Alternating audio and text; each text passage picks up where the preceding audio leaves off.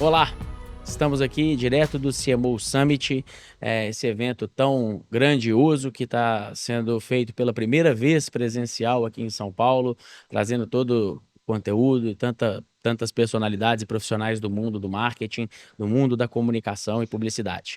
Agora a gente está aqui com a Carolina Riotto, ela é CMO da Unilever Brasil Alimentos, para trazer um pouquinho da nossa história e dessa marca centenária que tanto faz presença na vida de tantos brasileiros e tanta gente no mundo, obviamente, sobre isso. A gente está nos estúdios Itatiaia CNN, em parceria com o CMO Summit, com muito prazer aqui, diretamente de São Paulo. É, Carolina, muito legal te receber. Obrigado pelo convite, pelos painéis e por participar aqui com a gente. E eu começo trazendo aqui um pouquinho da sua experiência profissional, né, para tanta gente que vive o início de carreira agora, que vive seu momento no meio de carreira, num cargo e numa responsabilidade tão grande à frente de uma marca tão representativa mundialmente. Queria que você trouxesse aqui um pouquinho dessa experiência de tantos anos de Unilever, né? E essas diferenças de você trabalhar numa companhia em que cada dia você tem um produto na sua mão e um desafio na sua mão para fazer se conectar com os lares e com a vida do brasileiro e da América Latina. Primeiro, super obrigada pelo convite, um prazer estar aqui, compartilhar um pouquinho da minha vivência, da minha experiência. É um evento onde a gente está encontrando muita gente bacana, profissionais com histórias incríveis, experiências muito ricas para trocar. Eh, eu tenho uma carreira de 20 anos no mercado de comunicação. Iniciei minha carreira em agência publicitária, trabalhando com planejamento estratégico, e logo no início da carreira migrei para a Unilever, onde eu estou há mais de 18 anos. E na Unilever eu já passei por algumas geografias, então morei um tempo em Singapura, em Londres, e grande parte da minha carreira também aqui no Brasil, trabalhando com diversas marcas da Unilever de diversas categorias. Então a gente tem cuidados com a casa, a gente está falando de Omo, Comfort, Brilhante, a gente tem cuidados pessoais, falando de Lux, Rexona, né, marcas de beleza, das marcas de cabelo, e alimentos, que é onde eu estou hoje, e hoje eu lidero o marketing dessa categoria de alimentos para Brasil e alguns países da América Latina. E a gente está falando de marcas como Hellmann's, Knorr, Maizena, Mãe Terra. E o que eu posso te dizer é que ao longo dessa jornada, de todos esses anos da Unilever, tem uma coisa muito importante, né, do nosso ponto de vista de como a gente faz marketing, e que é comum entre todas as categorias, que é colocar o consumidor no centro. E o consumidor do centro não como discurso, mas como prática para tudo que a gente faz e integrado com todas as áreas da companhia. Então, desde quando a gente vai estudar uma tendência, desenhar uma inovação, criar uma campanha de marketing, um posicionamento de uma marca, ou rejuvenescer o posicionamento de uma marca centenária, que foi o tema que eu estava discutindo hoje, participando no painel aqui no CMO Summit. Então, ter o consumidor no centro, entender como esse consumidor está evoluindo, quais são as necessidades, aonde estão as paixões, aonde ele está querendo investir o seu dinheiro, a sua compra, mas investir seu tempo, sua energia, as conversas que ele quer ter, é fundamental para a gente criar marcas e narrativas poderosas e narrativas de sucesso. Legal. Então, Carol, a gente, Itatiaia, CNN, a gente fala de uma marca mundial, uhum, né? E a Itatiaia, a gente vem para o CMO Summit, a gente fala muito da questão tem um slogan agora do sotaque mineiro que fala para o Brasil inteiro.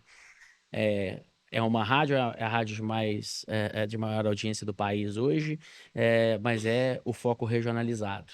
O rádio se faz regionalizado. E o digital se expandiu, obviamente. Hoje a gente está no top 10 portais do Brasil. Fomos durante 2024 o YouTube mais visto do Brasil, né, com um volume muito grande. E aí eu te falo porque a gente produz conteúdo pensando em cada um que a gente está conversando. E a gente brinca que Minas Gerais são 5 estados dentro de Minas Gerais pelas influências dos estados ao redor. Como que é para você, claro, América Latina, mas como que é para você trabalhar um Brasil tão continental em que o Nordeste é completamente diferente do Sul, que se fala completamente diferente do Norte, com tantas marcas, obviamente, que é um desafio muito grande de fazer campanhas globais, vamos dizer assim, mas pensando um pouco nessa regionalização e na dificuldade de entrar ou no desafio de entrar na casa de cada cantinho do país. Adorei sua pergunta, porque a nossa uma das mais novas campanhas de Hellmann's, ela foi justamente pensada para encontrar uma similaridade que viaje o Brasil, mas respeitando as individualidades de cada região. Então, Hellmann's, uma marca aí de mais de 60 anos no Brasil, a verdadeira maionese, todo mundo já cresceu aqui, né, tem um espaço que essa maionese ocupa na cultura familiar, dos almoços de domingo. E a gente fez uma campanha que falava que o seu domingo pode ficar tudo de bom com Hellmann's. Então, lembrando as pessoas a cozinhar e a incluir a sua salada de maionese nos domingos. Mas, quando a gente vai olhar essa salada de maionese, que é um prato super clássico que acompanha muito as ceias de final de ano, ceia de Natal, essa salada de maionese ela é muito diferente por região do país. E a forma com que come, com que se come, ela é muito diferente, muito distinta. Então, essa campanha ela retrata, apesar de ter um item comum, que é do brasileiro, do almoço de domingo, nas mais diferentes configurações familiares, né, das mais tradicionais, ou onde você está com um grupo de amigos, com diferentes tamanhos que você tem, diferentes locais onde você faz a ceia de domingo, o almoço de domingo, você tem diferenças regionais importantes. E é uma campanha que retrata esse Brasil como um todo. Então, é possível sim você encontrar uma similaridade do brasileiro, mas eu acho super valioso você retratar as individualidades regionais. Porque quando você está ali assistindo aquela história, aquela comunicação, você se sente representado. Você fala, aqui está falando comigo. Então, lá no sul, a gente falando da salada de maionese que vai com ovo, dos churrascos. Aí a gente vai em Minas e tem uma peculiaridade, você vai mais para o Nordeste, você tem outra peculiaridade. Então, o que a gente tenta fazer é ter campanhas que elas falam, né, numa linha ali universal com o Brasil, respeitando essas peculiaridades. Mas o marketing de influência nos ofereceu a possibilidade de falar através de muitas pessoas para muitas pessoas de uma forma muito próxima e muito única. Então, como a gente fazia marketing de influência até pouquíssimo tempo atrás, era encontrando uma personalidade que espalhava essa mensagem para. Eu falo com as mãos, estou batendo aqui no seu Tá microfone. certo. Contra essa personalidade que falava com muitas pessoas. E agora a gente vai para o marketing de influência de muitos falando para muitos. A gente falava one to many, agora many to many. Mas encontrando a verdade e a beleza dessas muitas pessoas falarem de um jeito muito único, individual, para aquela comunidade que lhe segue. Então, por exemplo, Hellmann's é a patrocinadora oficial da NBA. Por 3 anos a gente está patrocinando a Liga aqui no Brasil. Criou uma linha de produtos com embalagens com edição de limitadas, representando os principais times da Liga, falando do momento do sofá, onde você chega à tarde em casa, vai assistir seu jogo, você prepara uma refeição rápida com Hellmann's para deixar ainda mais incrível comer. Mas a gente entendeu que as comunidades de basquete pelo Brasil, elas curtem e elas falam sobre os jogos, comentam de forma diferente. Então, a gente tem uma gama de influencers que se conectam com as suas microcomunidades, que fazem parte dessa grande comunidade de basquete, de uma forma muito única. Então, eu acho que para o marketing, você entender essas diferenças e aproveitar hoje as diferentes ferramentas que a gente tem de falar de uma forma mais personalizada, é muito relevante. É muito enriquecedor culturalmente, porque você cria conversas legítimas que tem uma via de mão dupla, né, de quem está consumindo a conversa contribuir para ela e de quem está rascando a faísca dessa conversa respeitar uma verdade cultural local muito importante. Legal, você falou desses 20 anos aí de carreira, né? E as transformações que a gente vive nesse mercado. Como mudou, né? Vamos falar assim. Você está falando do marketing de influência, o que que é rede social, o que que tudo isso, e a rapidez e a agilidade de tudo isso na nossa vida. Você que sentou nas duas cadeiras, apesar de menos tempo, bem menos tempo em agência, tem muita gente nos assistindo que está começando agora, tem muita gente nos assistindo que ainda estuda publicidade, está naquela decisão do que fazer, de como fazer. Faz um paralelo dessas duas cadeiras, assim, né? Claro que hoje você lida diariamente com algumas agências, né, de todas as suas marcas. E o que quais são esses desafios, diferenças de desafios de sentar na cadeira, vamos chamar de anunciante, né, da Sim. marca e desse ecossistema nosso e da agência? Eu vejo as agências, não como uma relação de fornecedor, eu vejo a agência como uma relação de parceria profunda. Eu acho que boas ideias podem vir de ambos os lados. Eh, Boas histórias podem vir também de ambos os lados, e como contar essas histórias. Para mim, a grande diferença é que quando você está do lado do cliente do marketing, você tem uma responsabilidade na inovação, no produto que você oferece, né? Por mais que a agência traga os insights, hoje na cadeira que eu sento, eu lidero marketing, mídia e inovação. Então, toda a inovação de produto que a gente faz aqui no Brasil também passa por mim, pela minha equipe. E ter o cuidado com a qualidade, com, no caso de alimentos, com o sabor que você vai colocar, com o que você vai comunicar no seu label de produto. Ela ocupa um tamanho, ela ocupa um tempo da cadeira do marketing muito grande. Aonde você vai vender, quais os canais. Então, o marketing, você acaba tendo essa visão holística ali da marca, porque passa pela inovação, pelo produto, quer seja bem de consumo ou bem durável, então passa por isso, passa pela gestão de canais aonde você vai oferecer esse produto e passa pela responsabilidade de fazer um bom briefing de comunicação. Fazer um bom briefing de comunicação é você dar esse, né, quase ali um presente, um caminho para a agência, para que use sua mente criativa para contar a narrativa de como você vai vender aquele produto. Quanto melhor vai, melhor volta, né? Quanto melhor vai, melhor vai. É um jeito bonito de falar, né, porque tem uma outra expressão que fala: Tem. "Se não vai legal, não é coisa legal".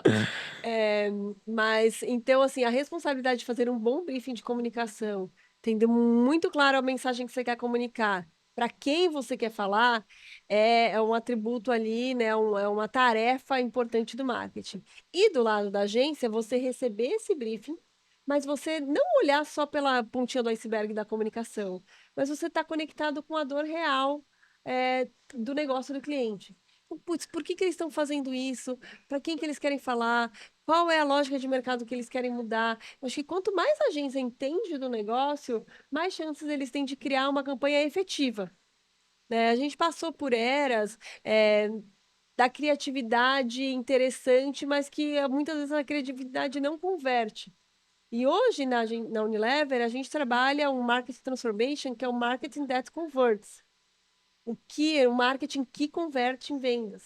Como eu crio, demanda de compra em escala. E para você criar essa demanda em escala, ela não passa só, lógico que ela começa por ter um bom produto, fundamental, senão você não vende, mas ela passa por criar campanhas que geram desejo e demanda em escala. Então tem que ter quase essa simbiose, agência e cliente, de entender qual a dor do negócio, entender qual o desafio, para quem que você quer comunicar, para aí sim criar campanhas efetivas. Abraçada de muita criatividade, né? Porque a criatividade é fundamental para você se destacar e ter marcas relevantes e criar histórias relevantes. Então, para quem está começando a carreira, seja no marketing ou na agência, o que eu falo é: tem que ter um conhecimento de qual é o negócio, qual é a dor do negócio, qual o briefing que você, está trabalhando, qual é a meta de negócio a se cumprir. Quando você tem claro isso, você tem a possibilidade de criar campanhas poderosíssimas de marketing, campanhas muito criativas, mas que convertem em negócio. E aí eu acho que está o grande poder e a grande beleza de criar histórias narrativas que agreguem para o lado né, da empresa, para que se venda, mas que agregue também para o lado do consumidor. Acho que tem um exemplo da Unilever brilhante, né, que é como uma marca pautando conversas da indústria, que é a Dove, né, Uhum. falando da autoestima, falando da beleza real, e como isso, lógico que isso vende os produtos Dove, mas é uma campanha, é um posicionamento profundo de marca que também pauta, discussões muito importantes na sociedade. Eu acho, um desafio é desafiador demais e a gente como consumidor e como publicitário, a gente vai percebendo tudo ao longo da vida. Eu acho que Hellmann's agora, na história da NBA, acho que mexeu com a cabeça de publicitário, vamos falar assim, né? Porque eu adoro quando se sai do senso comum, né? Eu adoro quando e a gente vê a NBA House aqui com Helmas e a forma que vocês trabalharam, trazendo assim, olha, quando tem a gastronomia, quando tem um produto voltado para o alimento, que é a sua área de liderança hoje, tem a ver com nem essa expressão que se usa mais, mas tem a ver com a dona de casa, tem a ver com quem está cozinhando. E ali vocês foram para o mundo jovem, né? Que claro que tem jovem que cozinha, claro. Eu queria que você falasse, porque a gente nesse mundo aí dessa dicotomia do offline e do online, né? Hoje a gente usa muito mais verba no online, hoje a gente continua usando o tradicional offline. A gente tem aqui duas empresas, Itatiaia e CNN, que performam e surfam muito bem em ambos, né? Eu queria que você trouxesse assim, o sair do senso comum e você sai em muitas marcas dentro da companhia, o quanto isso de fato até organicamente chama atenção. Olha, o case Helmut NBA, ele não é um case que aconteceu ao acaso, ele veio de muito estudo e muito dado por trás. Então, contando um pouquinho para vocês como foi essa jornada, né? A gente tinha um desafio de rejuvenescer essa marca, de falar com o público jovem. Então, a gente partiu de entender aonde o público jovem comia os nossos produtos, consumia os nossos produtos, quais pratos eles consumiam, qual momento do dia eles consumiam e se a gente tinha um portfólio suficiente para atender essa demanda. E aí a gente viu que tem um momento sofá onde, né, os jovens adultos chegam em casa já tarde da sua jornada, seja de estudo, de trabalho, faz uma refeição muito rápida e vai consumir algo que ali é o seu momento de lazer, que te dá prazer, alguma coisa que se conecta com os seus pontos de paixão, seja um seriado, seja um esporte. E a gente viu na NBA a possibilidade genuína de conectar com esse momento sofá, falando com o público jovem e trazendo inspiração de consumo de uma refeição rápida. Então veio de muito estudo e muito dado, mas o fator humano, a gente pensando por trás disso, foi como criar essa narrativa, né? Como oferecer esse produto para os fãs da NBA. É, e ela foi muito interessante porque num desafio de rejuvenescimento de marca, a marca NBA emprestou muito para a Hellmann's. Porque é uma marca muito jovem, uma marca que, né, eu sempre falo nos painéis, nas entrevistas que eu vou, vai muito além do esporte em si. NBA é lifestyle, é música, é fashion, Verdade. ela tem todo um estilo, Experiência pura, né? é um estilo de vida NBA. Muitas vezes as pessoas não torcem por um time na NBA, elas torcem pelo esporte em si, para consumir tudo que está por volta daquilo. Então, essa associação foi tão inusitada e ela trouxe muito para a marca de poder trazer todos esses aspectos jovens que a marca estava precisando. Atrelada com uma necessidade de negócio, que era desenvolver aí um novo formato. Então, a gente tem o pote tradicional de Hellmann's, a gente desenvolveu toda a linha de bisnagas, que é os squeezes que a gente chama, maionese saborizadas, trazendo toda ali um excitement, trazendo ali uma pitada mais de sabor para esses snacks da noite. Então, foi um casamento perfeito entre construção de marca, desenvolvimento de produto, desenvolvimento de ocasião de consumo. E como a gente construiu essa narrativa da NBA foi muito profundo, porque do outro lado, a gente ajudou a NBA a chegar em lugares onde eles não estavam.